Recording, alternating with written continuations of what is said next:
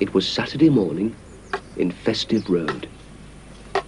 Coal was being delivered, and boys were playing with wooden swords. Everything was very ordinary. This is an ordinary street. At number 52, the postman arrived with a letter. Number 52 is Mr. Benn's house, and Mr. Benn was at the front door to meet the postman. The letter was an invitation to a fancy dress party. Mr. Benn wasn't really very fond of parties, but he did like fancy dress. He put on his hat and coat and set out to search the shops for something special to wear. He tried the big shops,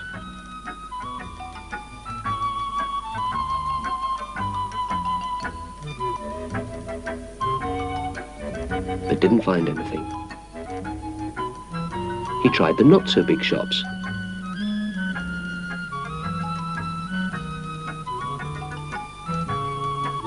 Still, he didn't find anything.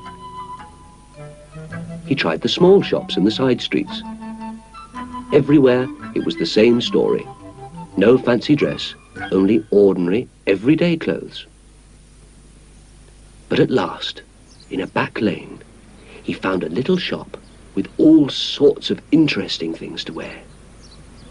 In the window was a suit of bright red armour. Mr. Benn went into the shop. As if by magic, the shopkeeper appeared. "Can I help you, sir?" he asked. After looking quickly round the shop, Mr. Benn said, "I wonder if I might borrow that suit of red armour." The man seemed pleased. "Of course," he said. "Would you like to see if it fits?" And he pointed to the door of the fitting room. Mr. Benn carried the armour through the door and found he was in a small room. Quickly, he changed into the armour.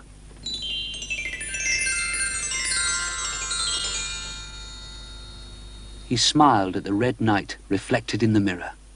He laughed.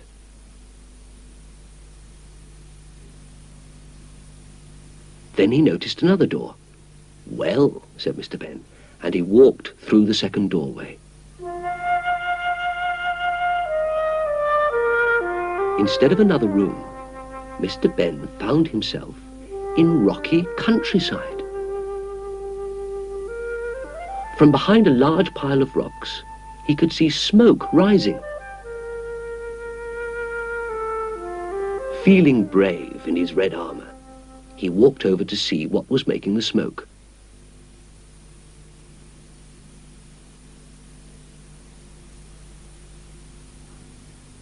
He climbed the rocks and found the smoke was coming from a dragon, quite a large dragon. "Gosh," thought Mr. Benn, "somebody else in fancy dress." And he called down, "Hello, that's a good outfit. How do you make the smoke?" The dragon looked up. "You can't fool me," he said. "I know you've been sent to kill me." Kill him? Thought Mr. Benn. And he realized that it was a real dragon. A sad, very sad dragon.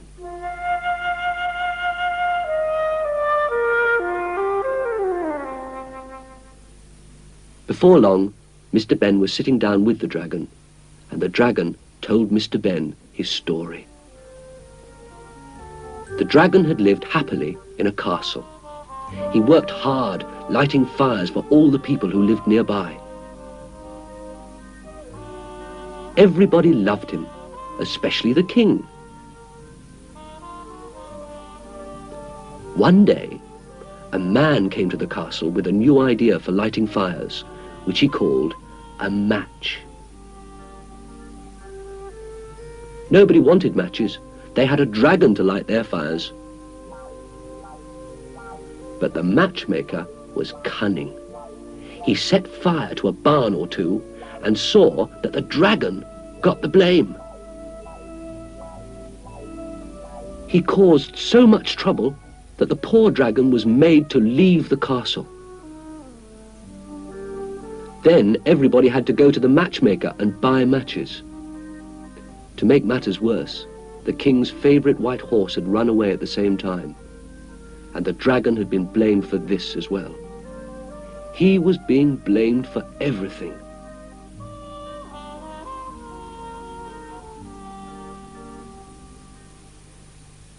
The dragon pointed to the horse which stood nearby. "I've been looking after him," said the dragon, "but I'm much too afraid to return him." "I'll help you," said Mr. Benn. "Show me where the castle is, and I'll tell the king the true story." The dragon was delighted, and they left almost at once.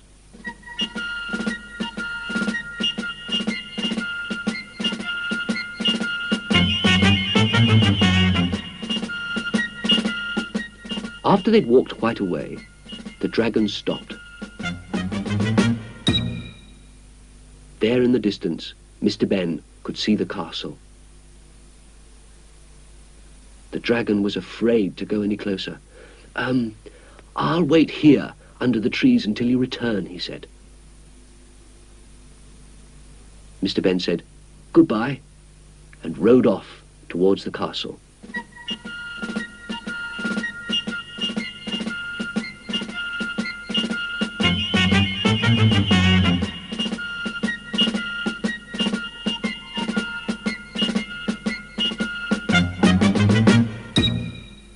At the castle, the guards saw Mr. Benn approaching. They rushed to the king and told him that a brave red knight must have killed the dragon because he was returning the white horse.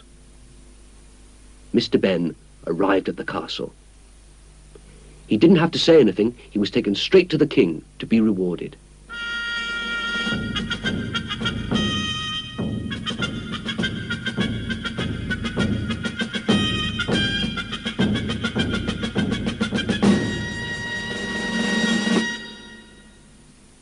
The king listened while Mr. Benn told him the dragon's story.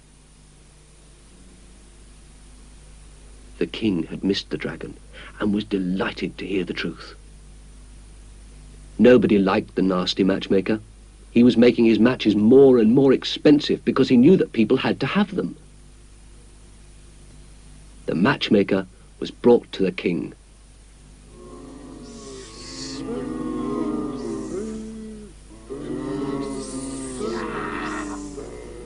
The king ordered him to prison until he thought how to punish the rascal.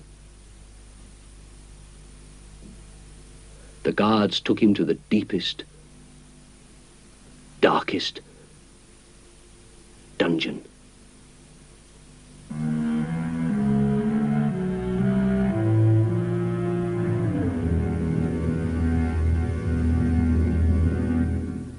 Mr. Benn led the way for the king and his guard to welcome the dragon back.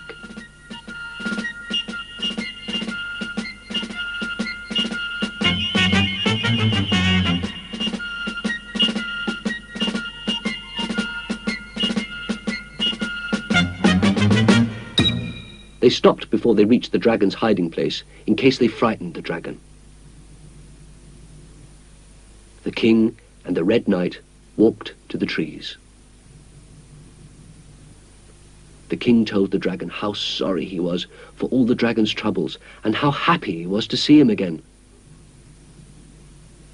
The dragon was so happy that he made Mr. Benn and the king ride on his back. With the dragon leading the way and the guard following, they returned to the castle.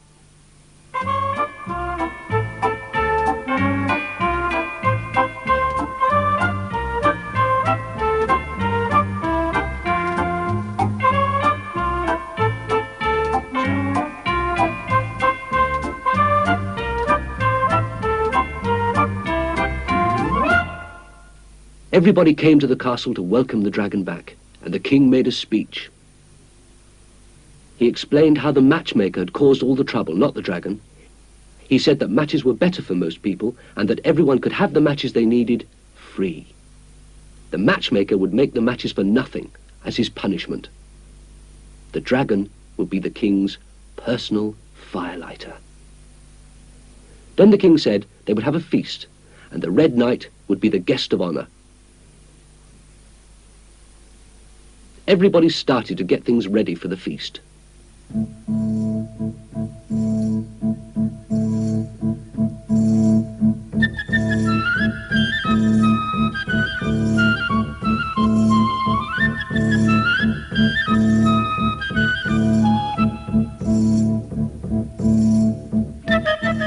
Mr. Benn just stood at the side and watched.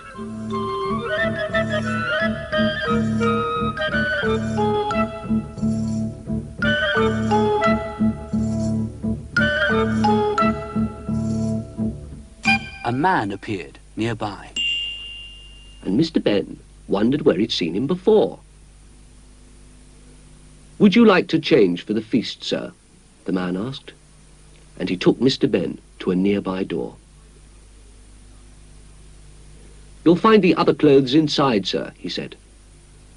As he stepped through the door, Mr. Benn found he was back in the changing room of the shop. He took a last look at the Red Knight in the mirror. And he changed into his own clothes again.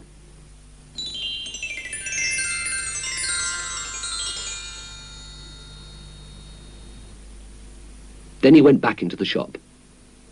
Mr. Benn had had enough excitement. He didn't want to go to the fancy dress party now.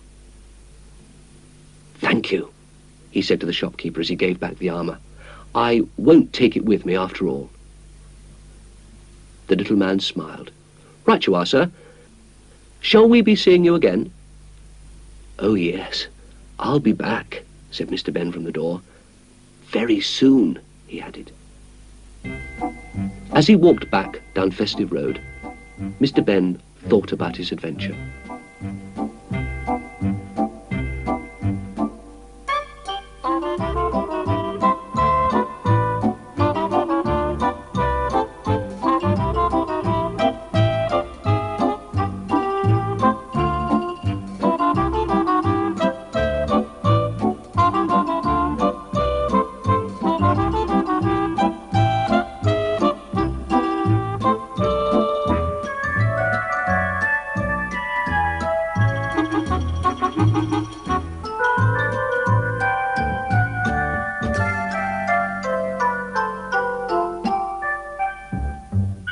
When he went to get his front door key out, he found an unusual box of matches in his pocket.